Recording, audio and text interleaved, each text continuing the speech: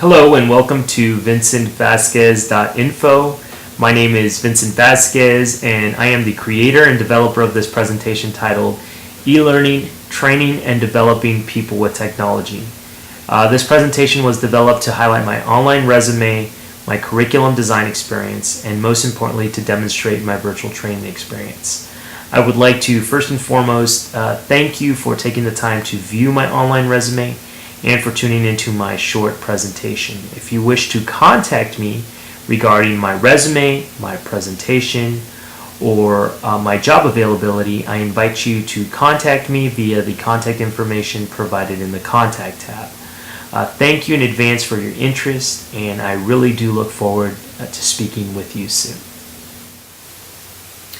Hello, and welcome. My name is Vincent Vasquez, and before we get started today, I'd like to take a second and get the juices flowing by asking you a question. I want you to think about the last time you were in a learning environment. Whatever the method, there are pros and cons to all forms of learning, and today we're going to spend a short amount of time discussing some of the more common e-learning methods and how people are being trained and developed through the use of this technology. My name is, again, Vincent Vasquez. I'll be facilitating today's session titled E-Learning, Training and Developing People with Technology. Now, several companies like Dunkin' Donuts understand that training is essential to their employees because it ensures that they can perform the basic necessary skills to operate their restaurants. If they do not teach their employees how to make the coffee or make the donuts, many of these businesses or these franchises would not be successful in doing what they do today. Dunkin' Donuts uses what's called blended learning approach, where they combine instructor-led training along with several of the e-learning methods we'll be discussing today. E-learning provides trainees with the ability to access their training at any time and any place, and that's obviously the big pro for most businesses today.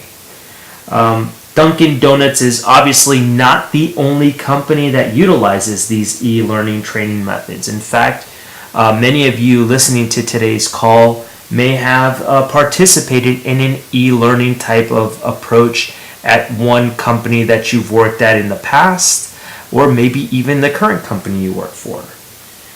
Regardless, this is not an isolated incident. In fact, 21% of large companies are currently using e-learning methods, while 17% of medium-sized to small companies utilize current e-learning methods to deliver their training. All in all, 10% of all training delivered is in a virtual classroom, while 18% is delivered through other online or e-learning methods. So as you can tell, this is not like I said, isolated incident before. This is something or a trend that's becoming more and more widely accepted and used throughout the business world. So before we cover our objectives, I'd like to give you all the opportunity to pause and ask any questions. Fantastic. So let's take a look at our objectives. So our objectives for today will be to define e-learning and describes examples of e-learning. We want to be able to explain the strengths and limitations of e-learning and mobile technologies. We'd also like you to be able to explain how to effectively develop online learning and also be able to explain the principles for designing e-learning. So before we get started, I'd like to throw out a question to you then. And my question is going to be, what is e-learning? And I'll give you a second to kind of let that simmer. And I'd like for you to really think up what that term means. Now, according to Raymond No, e-learning is the instruction and delivery of training by computer online through the internet or web. Now, training is not just limited to our computers. They are developed through computing base, hence the definition. They can be delivered through certain electronic devices as well.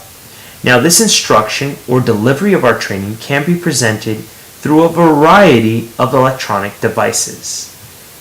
Now, some of the examples of e-learning delivery devices include our computer-based and web-based learning. Now, this can be virtual, interactive, pre-recorded, simulated, or a combination of a variety of these methods. We also have what's called CD-ROM and DVD delivery. Now, this can be through the use of on a computer, television, or other viewing device. We also have interactive videos and podcasts or even downloadable apps. This can usually be tied into other electronic devices required to initiate this sort of media. And we have also different electronic delivery mechanisms such as iPods, tablets, computers, and smartphones. These obviously make training more accessible, especially for those learners needing to access training on the go or in multiple locations. So, an example, if you have like a plumber and they are in need of some training for a specific job that is at a remote location, they may benefit from the use of a technology delivery mechanism such as a tablet or a smartphone because they'd be able to access it from that location without having to actually commit to a classroom. Now, there are several advantages to a company wanting to initiate an e-learning program. The advantages are it supports the business strategy and objectives. So there's no really second guessing whether or not we are meeting the needs or the desires of the business. It's obviously flexible and accessible at any time and at any place. So the example we talked about earlier with the plumber, there really is no restriction to where that person can be trained. The audience can include different levels of the organization, including employees, managers, vendors, customers, and even clients. Our training can be delivered to geographically dispersed employees. So if you have one trainer and maybe you operate in 5 different counties, there really isn't any geographic lines that cannot connect you because all you really need is, like I said, either a delivery mechanism of sorts or internet connection. The training can be delivered faster and to more employees in a shorter period of time. It can really be catered and structured to that business's needs. Updating is easy. It's usually can be done in a click of a button. Practice, feedback, objectives, assessments, and other features can be built into the training program. And that's a nice feature because it's all a one-stop shop for updating your employees' training needs. Learning is enhanced through the use of multimedia, so sound, text, video graphic, and training interaction. So this really helps to stimulate that sensory learner that likes those different aspects of the multimedia enhancements. Paperwork related to training management can be virtually eliminated. There's no tests that need to be graded. There's no curriculum that needs to be written out. Everything is preloaded into a computer, delivered, and once it's completed, it's done. It also helps to link learners to other content expert and peers, such as my home slide, which showed my name. It'd be very easy for someone attending this course to go back to the first slide, get my name, and simply send me an email, and that way they would be easily connected to me in case there were any questions. Also, if there's a list of peers or others that have taken the same training, they can rely on that feedback from them to help them as well. As with a variety of things, e-learning can have its disadvantages as well. These include costs, especially if you're using a vendor that provided the training and you require it to be sent back for updates. These can involve somewhat of a large cost for the updating of these training. Also, lack of motivation among employees to learn online. You see this quite a bit when you have a group that is not comfortable or familiar with the online technology. Another thing is lack of employee intranet access. If we go back to the example of the plumber, if you had a plumber that did not have smartphone access, and it was maybe a plumber that did not have intranet access, it would be very difficult and probably a little bit costly to provide that access. Therefore, the lack of employee intranet access can actually become a disadvantage at that point. Another disadvantage of e-learning is the lack of proof concerning the return of investment. There are times where the return on investment may not be able to be shown right away.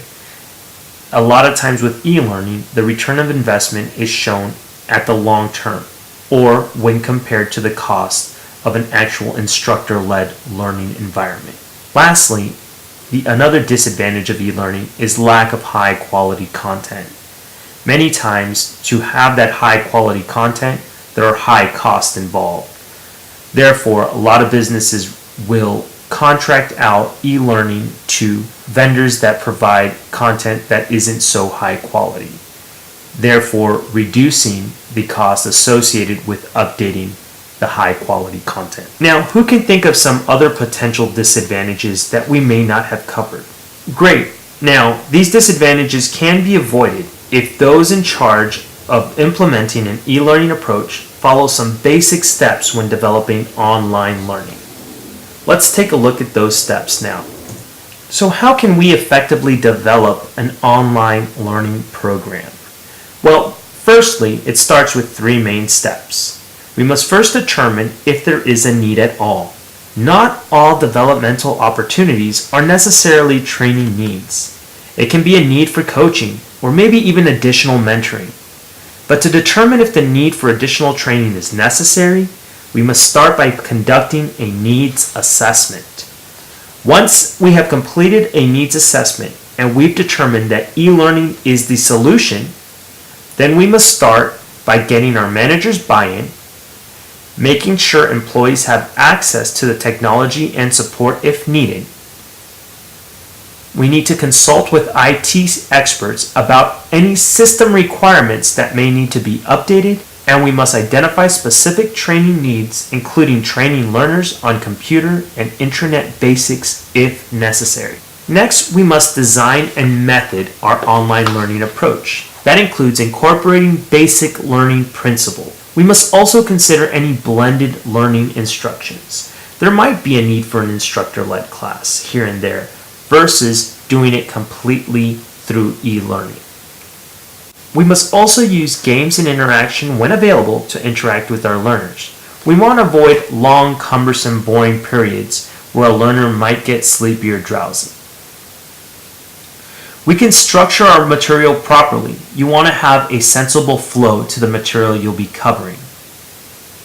And finally, we want to allow trainees the opportunity to communicate with each other, with other trainers, and with experts as well.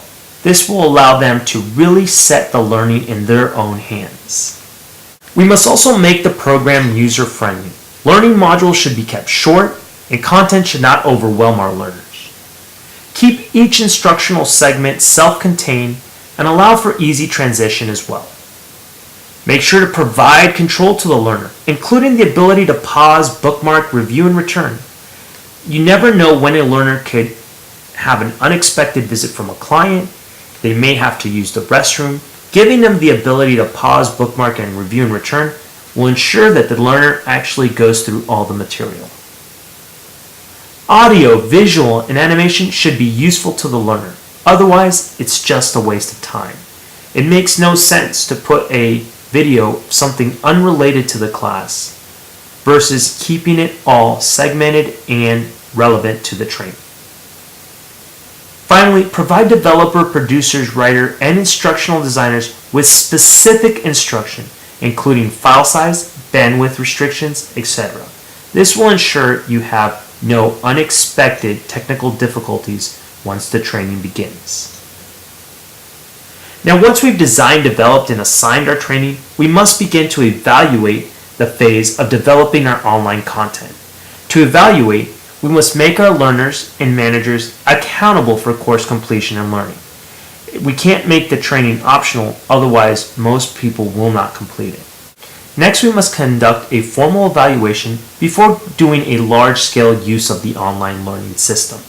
This will allow us to test, retest before rolling out the finished product to our learners. So aside from the three main steps we follow, when we effectively develop online learning, we should also follow some best practices or basic principles when we develop any e-learning content. Developing our online content is not just about throwing a presentation together just to make it visually appealing. There are true and tried principles that should be followed to ensure you have a successful e-learning experience. The first step is make sure your instructions include relevant visual and words. Make sure your text is aligned close to the visuals as well. Also, ensure any complex visuals are explained by audio or text rather than by both text and audio. Extraneous visual words and sounds are omitted. We should be careful to not put unnecessary pictures not related to the content we are covering. For example, this kitten has nothing to do with e-learning, and its appearance only served to distract my audience from the learning objectives. The sound you just heard also has nothing to do with my presentation. Only pictures, clip art, and sounds relevant to your presentation should be included. On that same note, limit your pictures to one picture when possible, unless more than one serves an additional purpose. Next, learners are engaged through conversational language. Try not to make it overly complex. Your key concepts are explained prior to the full process. Similar to what we did before, read through your objectives so everybody understands what the objective should be at the end of your presentation. Your content should be presented in short sequence, ensuring learners continue to have control. Also, explanations should be provided to the learners' responses, and you should quiz them at the end to ensure they understand what the purpose of the learning was. Finally, exercises should be distributed within the modules rather than in a single place. So, in review, there are many e-learning devices and methods of delivery. Which one works best for the business depends on the needs of the business, the capabilities, the audience, and the budget. Make sure you tailor your e-learning budget to your audience's needs. There are many advantages and disadvantages to implementing the e-learning approach. A full needs assessment should be completed prior to implementing and rolling out that e-learning approach. To effectively develop an e-learning approach, the business should conduct a thorough needs assessment, a full design and method review, and an evaluation to ensure that the e-learning approach is successful to that organization. Finally, when designing your business's e-learning, ensure you follow the basic principles for designing e-learning to ensure a successful e-learning experience for your learners. So that concludes today's class. Before we wrap up, I'd like to ask you if you're ready for today's test. Here we go. Question 1. What is a correct example of an e-learning device? A. Computer. B. Tablet computer. C. Mobile phone. D. MP3 player, example iPad. Or E. All of the above. If you selected E, you are correct. Question 2. According to the principles of e-learning, you should do all the following except A. Ensure your learners are engaged through conversational language. B. Ensure key concepts are explained prior to the process. C. Contents are presented in short sequence, ensuring the trainer always remains in control. Or D. Ensure your text is always aligned close to the visual. Well, if you selected C, you are correct. Contents are presented in short sequence, ensuring the trainer always remains in control, is incorrect. We want the learner to always keep control of the presentation. Question 3. One of the advantages of e-learning is A. It's inexpensive to develop. B. It is fairly easy to update. C. It can be accessed from any location at any time. D. It is limited to a single geographic location. E. Both B and C. Or F. All of the above. If you answered E, you are correct. It is fairly easy to update, and it can be accessed from any location at any time. It is actually expensive to develop, which is one of the disadvantages of e-learning, as well as it does not limit us to a geographic location. Question 4. All of the following are disadvantages of e-learning except A. It's expensive to develop. B. High employee motivation makes it difficult to maintain them engaged. C. Lack of internet access. D. Lack of high quality content. Or E. Lack of proof linking training to return on investment. If you answered B, you are correct. High employee motivation makes it easy to maintain employees engaged. Low employee motivation makes it difficult to maintain them engaged. Last question.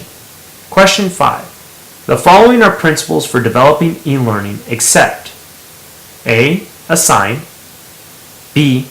Method. C. Evaluation. Or D. Needs assessment. Well, if you answered A, you are correct. The principle that's missing is design. Well, that concludes today's training lesson. I'd like to thank you all for attending today. If you have any questions, please feel free to reach out to me or give me a call. Thank you and have a wonderful, exciting day.